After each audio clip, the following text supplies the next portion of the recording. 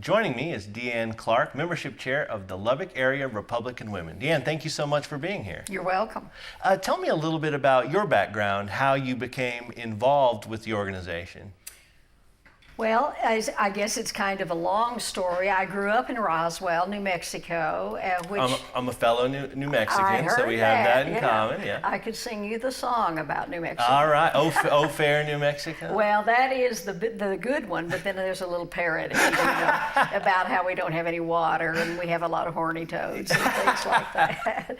But I went to vote in the Nixon race, and the man in front of me was just through in a flash, and I went, wonder what he did. I had studied, had a long list, and I learned later that he voted straight, and very likely straight Democrat, because New Mexico is a Democrat state. And so I thought, well, I better find out about this, and curiosity plus finding a couple of ladies who encouraged me to get involved.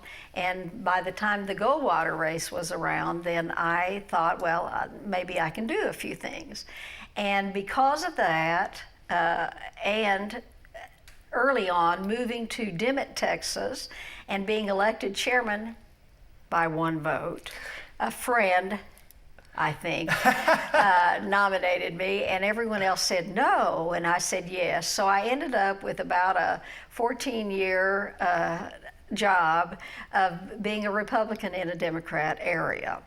And so through those years of all the funny stories and the ugly stories, I stayed with it and have gone to lots of conventions, and we built the local party there. Things were changing, and a fellow named Royal Massey at the state headquarters says, these people are not Democrats, they just don't know it. And so he instituted some plans, and sure enough, finally Texas turned more Republican than they had been. So I've served in feast and famine. One time we won. We didn't know what to do at the party because we hadn't won ever. But when I left, there were a couple of commissioners and a judge who were Republican. So then later on, I came to Lubbock, and Lubbock is much more favorable, of course, for us. And so I got involved in Republican Women, first of all, and then certainly party politics. And mostly that means work and involvement, and sometimes unpleasant things, sometimes not. So anyway, that's brings me to where we are. What are some of the unpleasant ones, just out of curiosity? Well, one of the first days I was holding the election in Castro County, we took our ballot boxes to the county clerk. And she says, I don't take those. I said, yes, you do. She said, no, I only take Democrat boxes. And I said, no, I think you take them all. And through the help of the sheriff's department and the state, they had to call the state, she did take those. And that was kind of one of those issues when you're saying, they don't recognize us. We're not anybody. And so I later on got an award, Citizen of the Year, and I said, I hope it's all right to be a Republican now. So they teasingly let me. Well, times are great to be a Republican in Texas, and They have are. been for many, many years. The state is overwhelmingly red and has gone that way for the last, I don't know, countless elections. What do the Lubbock Area Republican Women do? What are some of the services, or what other things does the organization do around the region? Primarily, we meet and have programs, educational programs. Part of our founding is to educate, and certainly to support candidates, statewide, local, etc. I would say that only in recent years has it become a real working organization where we get out and knock on doors and pass out flyers and go to rallies and make telephone calls. The local party usually manages all that, and then we, women who are Republican women, sign up for those things and do them. But primarily it's educational with the programs and a few projects. We like to help those in need too and have some projects like that. And the hardest thing is to get acquainted because we meet so quickly and go home so quickly that we have to really work at that. So in recent years, they've tried to have a few socials and a book. We're starting a book club and things like that. So we'll be growing as time goes along. We are growing. The Republican Organization for Women, or actually the state, used to be, and nationally, used to be the largest political organization in the country. Whether we still have that title, I didn't check before I came. They had about 10,000 members. And as far as I know, it still is. And so they carry some weight in their opinions and endorsements and things like that. They can't often endorse anyone, but they stay pretty neutral, and the ladies can work. And by the way, we have men also, and they're called associates. And so a lot of the local men join because it's a way to keep abreast of what's going on. What are some of the reasons that you see that the Republican Party has after that switch, where in some politician switch, I think of our former Chancellor, Hance, who was the last, it's kind of funny, he was the last Democrat to be the congressman of the 19th, but then he became a Republican. Right. What are some of the issues you see that resonate, that the party stands for, that resonate here in West Texas? Well, probably, and by the way, Kent is from Dimmitt. That's right. But anyway, probably the main thing is the freedom. The people in Texas love freedom, and the Republicans espouse that. I don't know whether they always do that. There will always be some who are different, and some who are more moderate, and some who are more liberal. As of late, most Republicans are pretty conservative, and that's another thing that especially West Texans, but Texans like, is watching the pennies, not having too much regulation, giving people an opportunity to develop their businesses and compete that way. And certainly, like I say, the social issues have brought a lot of people to the Republican Party, including Hispanics. And they're supposedly going to outnumber us at one time, but I'm learning that they've already started coming because we share the values of pro-life, pro-family, pro-work, pro-freedom, and so this is a natural place for them to be. What are some of the issues you see directly here on the local level or state level that concern you or that you keep your eye on as far as just specific issues that you see? Well, locally, the spending and the debt. But you ran for an office at some point. In my research, I saw that. So that was your big platform. It was. And finally, these many years later, they're looking at that to quit buying equipment on time and things like that. So I hope they're successful because we have about $1.6 million in debt, and it may even be billion, I may have forgotten, but I think they're going to address that. Locally, we're not nearly as conservative as they are at the state level and the national level. And, here in Lubbock? Right. Oh. I'm sorry to say, they run as Republicans, but they're not really. I mean, they're not conservative. I'm not going to say they're not Republicans. I'm going to say they're not as conservative because we have a city council that's probably as liberal as... On the local level. Yes, gotcha, as Austin maybe, or maybe... Maybe not Austin.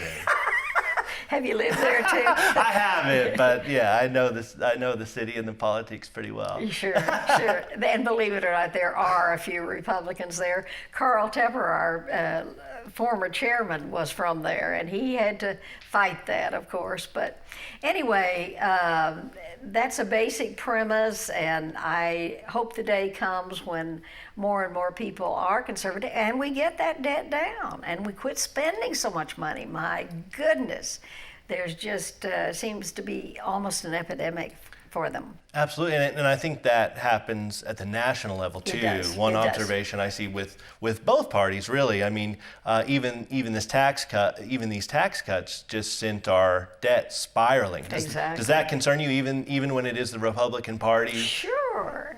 And I've said, if the Republican Party changes its philosophy, then I don't want to be one. But I have no place else to go right now. And of course, the people who are more conservative than that are the libertarians. And we have several here. This is a libertarian stronghold.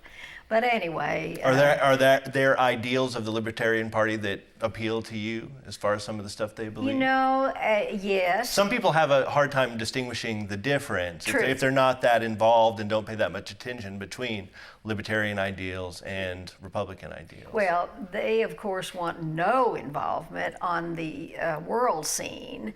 They think everybody's business is their business. Mm-hmm. And I do too, except they're not strong enough to carry any weight. And so I end up, and like so many Democrats, if you get started with a party and you make your friendships there, it would be hard to leave. But if the day comes when they do not stand for what I stand for, I will want to leave.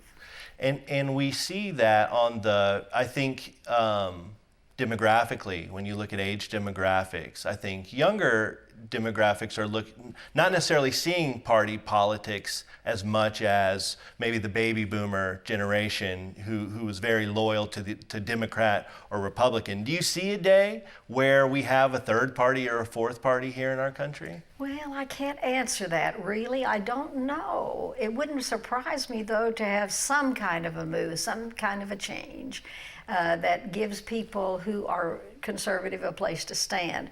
Right now they're not very popular. It seems that conservatives are not popular, and the pendulum swings. Americans go to one extreme or another and seldom land up in the middle, although I understand that's where the voter is in the middle. Yeah, and you look at that historically, and I don't have the exact data and can't pull it out of my brain right now, but generally when a party serves 8 years as the president, it is very hard and unlikely for them to hold on for more than 8 years.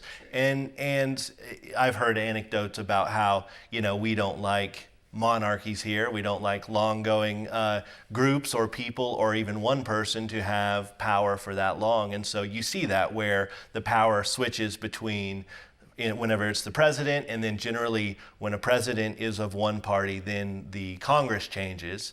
And we have an election upcoming. Do you see there's talk of a blue wave? Do you see that coming? What's your feeling about that? I do not think that's going to happen. We are walking doors and talking to people and passing out literature. And I am sensing almost the opposite, kind of a backlash against the extreme left in the Democrat Party, who do not believe in those basic issues that I mentioned earlier that we do. And so I think people are going to be surprised. I don't think that's going to happen this time. And I'll certainly apologize if I'm wrong. It's okay to be wrong. We're wrong when we prognosticate about politics all the time. Yeah. Especially in the media, we're really, really bad at it. I know. We're after you. It's all right. You talk about the extreme left, and it seems like they have the loudest megaphone when it comes to the left side, and I feel like the extreme right has really gotten loud as well. How do we find sort of a middle ground? I mean, I remember my grandfather was Republican. He served in the Nixon administration in New Mexico. He served in the Farm Bureau in Albuquerque and Santa Fe under Nixon. And whenever I grew up in Portales, New Mexico, I remember going to coffee with him, and he would sit with people who were Democrats and Republicans, and they would talk about all of these issues in very intellectual kind. They'd give each other a hard time. Of course. But at the end of the conversation, they were still friends. Right. And it feels like in our discourse that there's not room for that anymore. It seems that way to me, too. I have a son who is more liberal than I, and we've chosen not to discuss a lot of these issues because we want to be friends and we want to stay in the same family. And that's unfortunate, don't you think, that we can't have do. this discourse? I do. Yeah. What do you think has caused that? Why? Because I imagine, you've talked about your history in politics, which dates back to the Nixon era and watching people vote. Why do you feel, and I'm sure, and maybe not, but at that time, did it seem like two people from differing parties or viewpoints could have discussions? They could. Remember, Reagan and Tip O'Neill were close, and lots of the senators were. And just recently, when Grassley said some things, he said, "These are my friends," on both sides.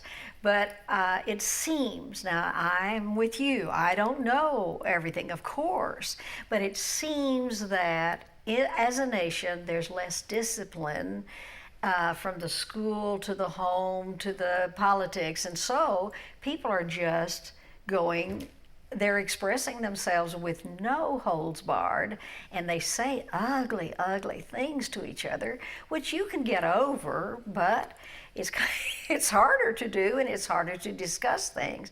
And people are not being moved in their opinions. Of course, that's always been the way. Sure, yeah. I don't think my grandfather or his friends, I don't think they ever changed each other's minds, but they still remained friends. Yes. And a lot of times, just wanted the best for the country and the city and even if they didn't necessarily always agree with each other, they just wanted the best for everybody. It seemed like that. I think another element that bothers me, and that's the violence. And maybe some Republicans are doing that. It doesn't seem that. I mean, tearing down buildings when your opinion is not accepted, or when you're going against the flow, and of course beating on each other and those things, those are kind of new, I think. And so that's hard to overcome. Yeah, and I know, in Charlottesville there was a lot of people on the right side who were marching there, and there was even one who drove through and killed one of the left side protesters. So there's violence on both sides happening, and so it's gotten to a point where it's gotten very ugly. Yeah. Do you see that changing? I don't Do you know. hope that it changes? Would you like to get it back to where we can have a civil discourse? Indeed. I hate that tearing up things for almost no reason, or for just because you're angry. And I guess we have a lot of anger. And, they're having anger management classes and things so that people can deal with that. And that goes with the statistics about beating up on your wife or your husband. I guess there are some women that beat up on husbands. But anyway, yes. So you see it sort of systemic from all the way down from who we are as people all the way up to our politics. Do. You think that it's sort of the people influencing how our political discourse happens? I do. Do you think that, I talked about my family's history, and I'll just throw this out there. My grandmother, she is she's a Republican, been a Republican her whole life. She's not a big fan of the way the president speaks. Right. How do you feel about that? Well, we knew when he ran that we would be getting somebody very different. And he is undisciplined, actually, as far as what he says. And he has very thin skin as far as criticism. And I know there are people who like that. I don't particularly like it. I'm grateful for what he has gotten done. It looks like he's stirring up the swamp, and we're seeing more about what's going on in our country that we don't like, of course, and so I'm grateful to him for that. And of course, I think the corruption was on both sides. Hillary certainly had her share of that kind of thing. So here, it's the funniest thing to me how it's okay for some, it's not okay for others. And that's what I'd like to see, is an even-handed handling of corruption and violence and those things, where everybody pays a price when they act up. And how we can discipline the president, I don't know. But whether you like him or not, he is getting a few things done. And that sort of systemic problem of corruption on the national level. You know, that was one thing, and I know Republicans sort of get back when they hear this name, but Bernie Sanders, that was one of his big platform talking points too, that really how to fix it is to start at the top with maybe term limits, or sort of attacking and getting in and looking at the ways that large corporations have really started to influence politics at a level that us, you know, on the local level have a hard time seeing. Is that something you see? Sure. And Bernie himself owns several homes. That's not true to a socialistic platform that he has where we all share. And Democratic socialist. There are some differences. There's right, some nuances there. That's right. And his wife has been in trouble for some of the management of colleges that she did. So finding purity is almost impossible in any group. The very people who Should we, though, want that, though? Shouldn't we strive for moral integrity? I mean, that was one thing that my grandmother always espoused in me, was that especially on the Republican side, she always told me that, like, we have sort of a moral integrity that goes throughout, that we always try to take the high road and everything else. And it seems like that's really changed with our president now. I mean, should we still strive to have that, to take the high road? Oh, we have to, because in the long run, there'll be a price to pay for Yeah, and I think we're seeing that now in a lot of the way this discourse has happened and the way the civility has gone out of politics. We're really seeing that on multiple levels. I mean, whether you like it or not, you know the president started a lot of that with his name calling and nicknames and all that kind of thing. So I guess we will endure. I guess that's the word. We're going to endure whatever's going on and hope for better days. Yeah. Do you see that sort of shifting? Looking ahead to the election, you know, Ted Cruz versus Beto O'Rourke, stumbling over his name, but he's had there's been a groundswell in support, and the polls are showing, which of course we talked about, the polls aren't always right, but we're showing where in some polls he's even leading. Do you see that shifting to a Democrat? No. You think Ted Cruz will pull it indeed. off? Mm-hmm. Does it bother you that he has spent more time, like in Iowa, running for president than he has in Texas? No, but our local people don't like that and have complained. Oh, have they really? Oh, yes. Okay. Couldn't get signs for a long time, had to order them. He has come here now 3 times, just quick spots, you know. But the rally that was held a couple of Saturdays ago just brought the people out there. They're starting to rally. Americans are funny. They don't want to be bothered till the last minute. And when they see that somebody's in trouble, then they kind of come out. And whether that's good or not, that's the way it is.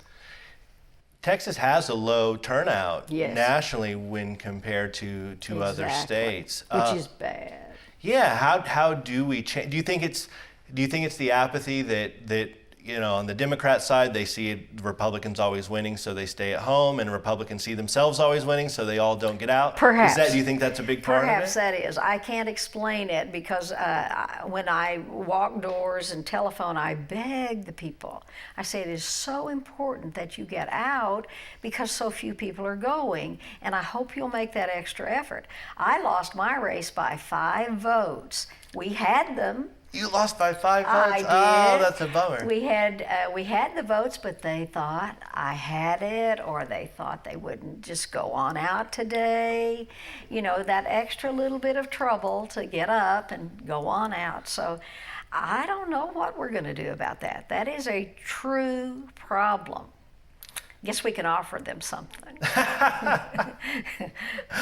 Well, you offer them a vision for the country, or a vision for the city. But I meant something tangible, candy or. There you go. Yeah, peppermints or something. I don't want to see that, of course. Yeah. How do you encourage young people to get involved in politics? I teach here on the campus, and we were watching a documentary that Donald Rumsfeld is in, and his picture came up, and I said, "Do you know who this guy is?" And nobody in my class knew who he was. My son, I have a son who's 17 years old, and he knows a little bit about politics and what's going on, but he's not super involved. How do we ensure that millennials, this generation below them, get involved in politics? If I had that answer, I would be probably at the top of the rung. And I could ask you, I mean, you probably have a sense of what it would be more than I. Sure. Well, I'm not, and I don't know. I don't know what it would take. I don't either. I'm very much involved in politics. I've been sort of, like I said, my grandfather. I remember being at his election headquarters, and and being at his party and all of that. And so since then, I've always really stayed involved. But I don't know what moves the next generation. I don't either. And there is a segment who is interested and who is involved. When we visit the young Republicans or the young conservatives at Tech, I'm going to LCU tonight, and when you talk to them, they're there. But it's small pockets, and they quietly work, and so they are involved. The few are. Yeah. And really and truly, if you think about it, it's the small percentage that pays the big taxes. It's the small percentage who does the work in any organization, all the way from churches to politics to whatever. So always it's the remnant that carries for the rest. I don't know what to do about it, and if you do, you better speak up. We're out of time. Okay. Thank you so much for being here. I really appreciate you coming on. You're welcome. For more from The Sit Down, go to kttz.org. Thanks.